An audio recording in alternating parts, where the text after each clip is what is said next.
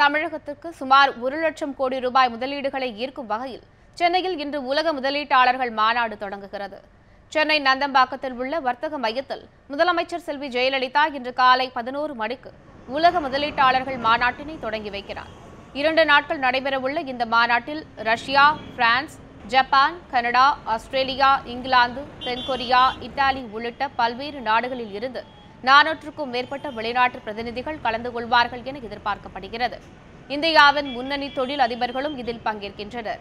மாநாட்டில் முதலமைச்சர் செல்வி ஜெயலலிதா முன்னிலையில் 100க்கும் மேற்பட்ட ஒப்பந்தங்கள் கையெழுத்தாகும் என கூறப்படுகிறது. இதன் மூலம் தமிழகத்திற்கு சுமார் 1 லட்சம் கோடி ரூபாய் அளவிற்கு முதலீடுகள் ஈர்க்கப்படும் என்றும் 1.5 லட்சம் பேருக்கு வேலை வாய்ப்புகள் கிடைக்கும் எனவும் தகவல்கள் தெரிவிக்கின்றன. மாநாட்டினை ஒட்டி வர்த்தக மையத்தில் சுமார் 200 நிறுவனங்கள் கண்காட்சி அரங்குகளை அமைக்கின்றன. நிகழ்ச்சியில் பங்கேற்க வந்த இந்தியாவிற்கான பிரான்ஸ் நாட்டு தூதர் பிரான்சிஸ் ரிச்சியர் தமிழகத்தில் முதலீடு செய்ய தங்கள் நாட்டைச் சேர்ந்த 107 நிறுவனங்கள் ஆர்வமாக இருப்பதாக கூறினார்.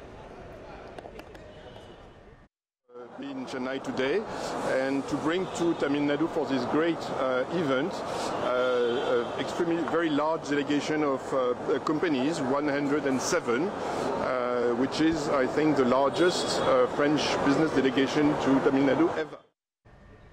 இந்த மாநாட்டின் மூலம் தமிழகத்திற்கு 1 லட்சம் கோடி ரூபாய் முதலீடு கிடைக்கும் என தமிழ்நாடு சிறு குறு தொழில் சங்கத்தின் தலைவர் திரு முத்துசாமி தெரிவித்தார்.